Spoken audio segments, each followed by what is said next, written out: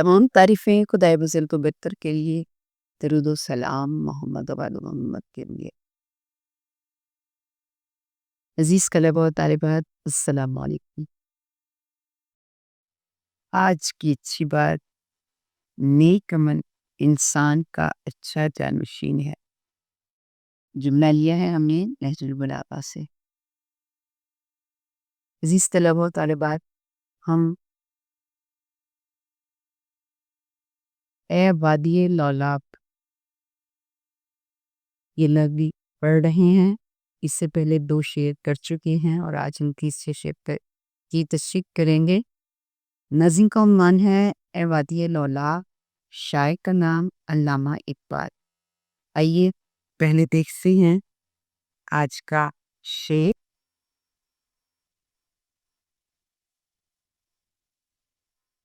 ہیں ساز پہ موقوف نواہائے جگر سوز، ڈھیلے ہوں اگر تار تو بیکار ہے مضراب۔ آئیے دیکھتے ہیں پہلے مشکل الفاظ کے معنی۔ ساز باجا، موقوف منحصر یا تارون تار، نوا آواز، جگر سوز دل پہ اثر کرنے والی، مضراب ساز کے تاروں کو چھیڑنے والا آلہ۔ عام طور پر اسے انگلی میں انگوٹھی کی صورت میں پہنا جاتا ہے یا ہاتھ میں لیا جاتا ہے۔ بیکار ایسی شے جو کارآمد نہ ہو سکے۔ کار سے مراد ہے کام، یعنی بے فائدہ کام۔ ٹیلے کمزور، یعنی یہاں پر تاروں کے حوالے سے چونکہ بات کی گئی ہے، اس لیے ایسے تار جو چست نہ ہوں، کسے ہوئے نہ ہوں بلکہ ڈھیلے ہوں یا کمزور ہیں۔ آئیے دیکھتے ہیں پہلے اس کا مفہوم۔ اے لولاب کی وادی، یہ بات ساز کی کارکردگی پر منحصر ہے کہ اس میں سے دل پر اثر کرنے والے نغمے نکلیں۔ اگر اس کے تار ہی ڈھیلے ہوں تو مضراب یعنی چوٹ لگانے والا آلہ یا اسے چھیڑنے والا آلہ بھی بیکار ثابت ہوگا۔ یعنی پہلے آپ اس بات کو سمجھیے کہ جو بھی موسیقار ہے، موسیقی کے لیے جو مختلف انسٹرومنٹ یا آلات استعمال کرتا ہے، ان کو بجانے کے کچھ طریقے ہیں، خاص طریقے، اور اس میں خاص طور پر ساز کے لیے جو تاریں اس میں لگائی گئی ہوتی ہیں، ان کو مضراب کے ذریعے سے چوٹ دی جاتی ہے تاکہ اس میں سے آواز یا سر نکلیں۔ لیکن اگر یہ تار ڈھیلے ہوں گے تو آواز اچھے انداز میں نہیں نکل سکے گی اور نہایت بھدی ہوگی یا بے اثر ہوگی۔ دراصل شاعر نے یہاں ساز کی مختلف علامتوں اور حرکات سے یہ بات ثابت کرنے کی کوشش کی ہے کہ جب تک دین کی سچی تڑپ تم میں پیدا نہیں ہوگی، دین بھی تمہارے اندر کوئی تبدیلی پیدا نہیں کر سکے گا۔ اس سے پہلے ہم بات کر چکے ہیں کہ اگر دل معرفت کے جوش و جذبے سے خالی ہو تو پھر ایمان لانے والوں کے لیے دین ایک محض خواب کی مانند ہے۔ تو بالکل اسی طرح سے یہاں پر بھی یہی بات کی گئی ہے کہ اگر ساز کے تار ہی ڈھیلے ہوں تو بجانے والا لاکھ بہترین مضراب استعمال کرے، دل کو چھونے والے گیت ساز سے کبھی بھی نہیں نکل سکے گے۔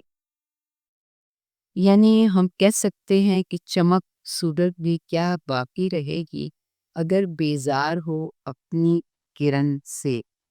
یعنی کہ سورج کی کرنیں ہی ہمیں روشنی پہنچاتی ہیں، لیکن اگر یہ کرنیں ہی سورج سے علیحدہ ہوں، جڑی ہوئی نہ ہوں، بیزار ہوں، تو پھر ہم تک روشنی نہیں پہنچ سکتی۔ اقبال نے اپنی شاعری میں بارہا اس جانب توجہ دلائی ہے کہ اگر کوئی رہنمائی حاصل کرنا چاہے تو میری شاعری میں بھی ایسے پوشیدہ عملی پیغام ہیں جو ذہنی انقلاب برپا کر سکتے ہیں۔ کیا عجب میری نواحائے سحر گاہی سے زندہ ہو جائے وہ آتش جو تیری خاک میں ہے۔ لیکن افسوس کہ مساجد کے امام و خطیب عمل سے دور رہنے کے باعث چونکہ اپنے دل میں دین کا سچا جذبہ پیدا نہیں کر سکے، اسی لیے ان کی گفتگو ساز کے تاروں کی طرح ڈھیلی ہے۔ یہ حقیقت ہے کہ ہم پہلے بھی یہ بات کر چکے ہیں کہ دل سے جو بات نکلتی ہے اثر رکھتی ہے، کہ ہمارا عمل اگر ہم دلی جذبے کے ساتھ سر انجام دیں گے تو یقیناً وہ مؤثر ہوگا، ورنہ اس میں کوئی بھی اثر پیدا نہیں ہو سکتا۔ اور دنیا میں وہی قومیں عروج پاتی ہیں، زندہ رہتی ہیں، جو میدان عمل میں ہر وقت چاقو چوبند رہتی ہیں۔ دنوں میں ولمنے آفاق گیری کے نہیں اٹھتے، نگاہوں میں اگر پیدا نہ ہو انداز آفاقی۔ گویا علامہ اقبال کے بقول کہ دل و نگاہ مسلمان نہیں تو کچھ بھی نہیں والی بات ہے، کہ ہماری زبان اگر ہمارے دل کا ساتھ نہیں دے گی تو ہمارا ہر عمل بیکار ہو جائے گا۔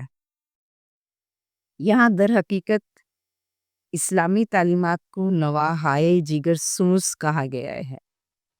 دل پر اثر کرنے والی آوازیں، دل پر اثر کرنے والی آوازیں دل کی گہرائیوں سے نکلتی ہیں، لیکن اگر زبان ہمارا ساتھ نہ دے، یعنی دل کی بات کی تائید نہ کرے اور محض ہم زبانی کلمات ادا کر رہے ہوں تو یقیناً اس میں اثر پذیری ہو ہی نہیں سکتی۔ اسلام کا ابدی پیغام دلوں میں حرارت پیدا کر سکتا ہے، بشرطے کہ اس پیغام کو پھیلانے والے علماء دین، رہنمایان قوم راہ عمل پر گامزن ہو کر نیک نیتی کے ساتھ اپنے فرائض سر انجام دے۔ یقیناً فرائض کی ادائیگی ہی عبادت ہے۔ افسوس کہ ان کے دل عشق حقیقی سے خالی ہیں۔ بجھی عشق کی آگ اندھیر ہے، مسلمان نہیں راکھ کا ڈھیر ہے۔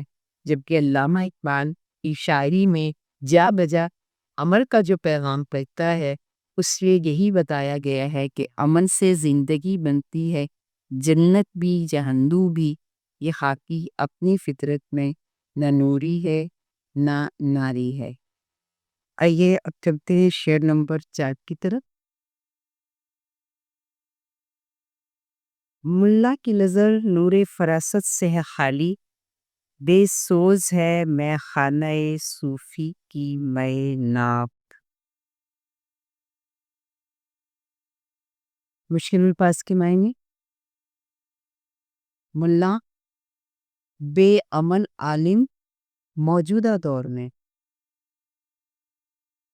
نور فراست دانائی یا ذہانت کی روشنی، بے سوز حرارت یا جذبے سے خالی، صوفی طریقت کا نمائندہ، میں ناب خالص شراب۔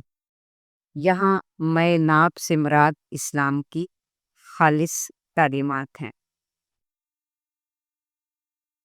علامہ اقبال نے اس شعر میں وادی لولاب کے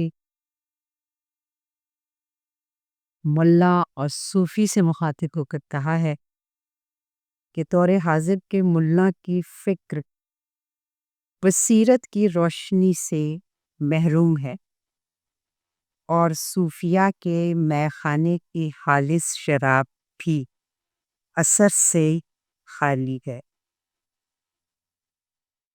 اس شعر میں شاعر نے دور حاضر کے اہم مذہبی نمائندہ ملاؤں اور صوفیوں کی ظاہر پرستی اور بے عملی کی نشاندہی کی ہے۔ عام طور پر ملا دین کا نمائندہ یا صوفی طریقت کا نمائندہ ہے، لیکن دور حاضر میں یہ لوگ اپنے فرائض کو بالکل بھلا چکے ہیں، اور اگر روح تڑپ سے خالی ہو تو حسن فطرت کسی کام کا نہیں۔ کاش کہ اے وادی لولا اس قوم کے رہنماؤں میں عمل کا ایسا جذبہ پیدا ہو جو ان کے دل و دماغ کو منبت کرتے۔ حقیقت تو یہ ہے کہ دین صرف عبادات کا نام نہیں، اور اپنے اشعار میں علامہ اقبال بارہا اس باری کی تعریف کرتے ہیں، بلکہ یہ ایک ایسی قوت ہے جو فکر و عمل کو روحانیت کی بلندیوں کی جانب گامزن کرتی ہے۔ وادی لولاب کو مخاطب کرتے ہوئے خاص طور پر رب نمون پوری امت مسلمہ سے تخاطب ہے کہ افسوس کہ قوم کی تربیت کرنے والے خود عمل سے دور ہو گئے ہیں۔ ظاہری بات ہے بے عملی کی زندگی ناکام کی طرف لے جاتی ہے۔ منا ایک ایسا بے عمل عالم ہے دور حاضر کا جو عبادت کی حقیقی روح سے بہت دور ہے، اور علامہ اقبال تلاش کرتے ہیں کہ مدرسہ اور خانقاہ جو تربیت گاہیں ہیں وہاں علم تو دیا جا رہا ہے لیکن عمل کی تعلیم نہ ہونے کے برابر ہے۔ اٹھا میں مدرسہ و خانقاہ سے نمناک یعنی گیلی آنکھوں کے ساتھ، نہ زندگی، نہ محبت، نہ معرفت، نہ نگاہ۔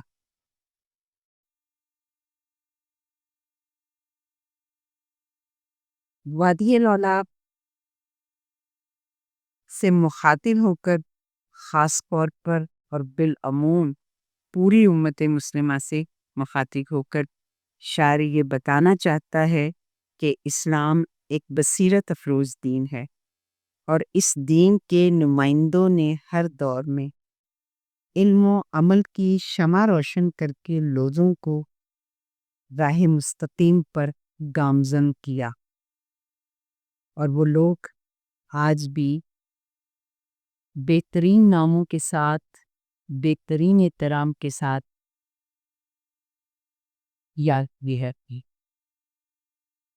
علامہ اقبال اپنی شعر میں یہ کہتے ہیں کہ داراؤ سکندر سے گمد ففی اولا ہو جس کی فقیری میں بوئے اسد اللہ، یعنی اشعار یہ سمجھتا ہے اور حقیقت حال بھی یہی ہے کہ اسلام بصیرت افروز دین ہے، اور اس دین کے نمائندوں نے ہر دور میں علم و عمل کی شمع روشن کر کے لوگوں کو راہ مستقیم پر گامزن کیا۔ مگر افسوس دور حاضر میں بہترین صفات کے حامل پیشواؤ رہنما ناپید ہیں۔ مردہ پرستی اور ظاہر داری نے ظاہراً شریعت کے علم برداروں کو بھی نور بصیرت یعنی دل کی بینائی سے دور کر دیا ہے۔ ان کے دل حکمت سے خالی ہیں۔ دوسرے مصرے میں میں ناب سے مراد خالص شراب یعنی خالص اسلامی تعلیمات ہیں، جن سے دوری نے مسلمانوں کو غلامی کی زنجیروں میں جکڑ دیا ہے۔ حالانکہ اسلام ایک مکمل ضابطۂ حیات ہے، مگر افسوس کہ عمل نہ ہونے کے باعث مسلمان ذلت و رسوائی کا شکار ہو رہے ہیں، اور مسلمانوں کی رسوائی کا باعث بھی یہی لوگ ہیں جو دین کی تعلیمات دنیا کے بدلے چھوڑ رہے ہیں۔ گلا تو گھونٹ دیا اہل مدرسہ نے تیرا، کہاں سے آئے صدا لا الہ الا اللہ۔ اقبال کے نزدیک ملا کی دور حاضر کے ملا کی سطحی فکر نے مسلمانوں کو عمل سے دور کر دیا ہے، اور جب واعظ و نصیحت کرنے والوں کی ہی گفتگو میں روحانیت نہیں ہوگی تو اسلامی تعلیمات دنوں پر بالکل اثر انداز نہ ہو سکی۔ دل بینا بھی کر خدا سے طلب، آنکھ کا نور دل کا نور نہیں۔ جی آئیے اب چلتے ہیں شعر نمبر 5 کی طرف۔ یہ اس نظم کا آخری شعر ہے۔ بیدار ہوں دل جس کی فغان سحری سے، اس قوم میں مدت سے وہ درویش ہیں نایاب، اے وادی لولا۔ مشکل پاس کے معنی بیدار جاگنا، فغان سحری، الصبح نالو فریاد یا مناجات، مدت سے ایک عرصے سے، درویش صاحب معرفت، مومن اسلامی تعلیمات کا پیروکار، نایاب کامیاب یا ناپید۔ شاعر کہتا ہے کہ اے وادی لولاب، تیری وادی میں ایسا گردش جس کی صبح کی مناجات سے، جس کی صبح کی نالو فریاد سے لوگوں کے دل بیدار ہو جائیں، مدت سے اس قوم میں پیدا نہیں ہوا۔ یعنی وہ مرد کلندر جس کی بات لوگوں کے دلوں میں بیداری کی لہر دوڑا دے، ناپید ہے۔ علامہ اقبال کی شاعری میں درویش، مرد مومن، مرد کلندر اور شاہین کی اصطلاحات ایسی شخصیات کے لیے مخصوص ہیں جو عشق الہی سے سرشار اور اطاعت حق کے جذبے سے لبریز ہوں۔ شاعر کے نزدیک سحر تیزی، آہ صبح گاہی، یعنی الصبح کی مناجات یا الصبح کا نالہ و فریاد، انسان کا رشتہ خدا سے مضبوط کرنے کا بہترین ذریعہ ہے۔ اور علامہ اقبال نے کہا تھا کہ ستار ہو، نومید ہو، راضی ہو، وزالید ہو، کچھ ہاتھ نہیں آتا بے آہ سحر گاہی۔ یعنی دنیا میں اگر بلند مقام و مرتبہ چاہتے ہو تو بے آہ سحر گاہی تمہیں عزت حاصل نہ ہو سکے گی۔ گویا یہی وہ وقت ہے بیداری کا جس میں خدا سے سرگوشیاں کرنے میں، خدا کے ساتھ مناجات کرنے میں انسان اپنے رشتے کو حق سبحانہ سے مضبوط کرتا ہے۔ اقبال کی نظریں تلاش کرتی ہیں ایسے درویش کو جس کی علمی بصیرت سے مسلمان فائدہ اٹھا کر ترقی کے سفر پر گامزن ہو سکے، کیونکہ صرف حکمت و دانش کا نور بصیرت ہی مسلمانوں کو ذلت کی زندگی سے گزار سکتا ہے۔ اور یقیناً اسلام نے ایک ایسا ضابطۂ حیات دیا ہے کہ اگر ہم اس پر عمل پیرا ہوں تو بہترین دین کے ساتھ بہترین ترقی کے راستے ہمارے لیے آسان ہو سکتے۔ وہ قوم جس کو خدا نے عزت عطا کی اپنے اعمال کی بدولت گمراہیوں کا شکار ہو گئی، یعنی مسلمان۔ نگاہیں وہ مرد مومن تلاش کرتی ہیں جو قوم کو پستی سے نکال کر عروج کی طرف لے جائے، اور ایسے لوگ، ایسے مرد مومن، ایسے درویش، ایسے فقیر قوم میں مدت سے یعنی ایک عرصے سے نایاب ہیں۔ بڑھ کے خیبر سے ہے یہ مارکائے دین و وطن، اس زمانے میں کوئی حیدر کرار بھی ہے۔ یعنی شاعر کی نظریں جو ہیں وہ ایسے مرد مومن کو تلاش کرتی ہیں جو آگے بڑھ کر اپنی قوم اور ملت کو ترقی کی ایسی شاہراہوں پر گامزن کر دے جو دنیا کی قوموں میں اسے سربلند کر سکے۔ ہماری تاریخ ایسے واقعات سے بھری ہوئی ہے کہ ظالم حاکم کے دربار میں کلمہ حق کہنے کے لیے مردان حق پرست موت کی آنکھوں میں آنکھیں ڈال دیتے ہیں۔ یہ لوگ وہی بات کرتے ہیں جن سے ان کا رب راضی ہو جائے۔ شاید اس بات پر غم زدہ ہے کہ افسوس صد افسوس، اس خوبصورت و سرسبز و شاداب وادی میں حق بات کہنے والے، حق کا پرچم بلند کرنے والے لوگ نایاب و کمیاب تھے۔ حالانکہ ہزار خوف ہو، لیکن زباں کو دل کی رفیق یہی رہا ہے ازل سے قلندروں کا طریق۔ یعنی افسوس ہے، مقام افسوس ہے کہ جس مرتے کلندر کی بات سے لوگوں کے دل بیدار ہو جائیں وہ نایاب ہے۔ وہ اس پوری نظم میں شاعر نے اس بات کا اظہار کیا ہے کہ وادی لولاب کے نظارے تو بے چینی اور تڑپ کا اظہار کر رہے ہیں، لیکن منبر و محراب کے پیغامات میں اثر انگیزی، تڑپ اور بے قراری ناپید ہے۔ عزیز طلباء طالبات، اسی کے ساتھ ہماری اس نظم کی تشریح اختتام کو پہنچی۔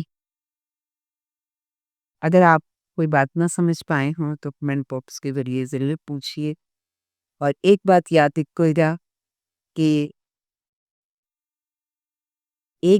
رکھیے گا کہ آپ کے پرسی میں کسی ایک نظم کے 2 اشعار کی تشریح کیجی جاتی ہے، اور آپ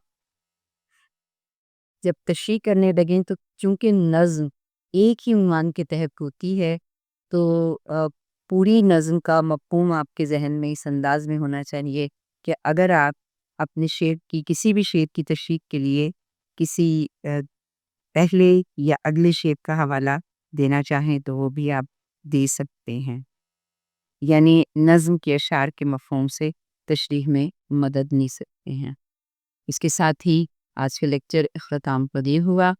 انشاءاللہ اگلی نظم کے ساتھ بہت جلد ملاقات ہوگی۔ خدا حافظ۔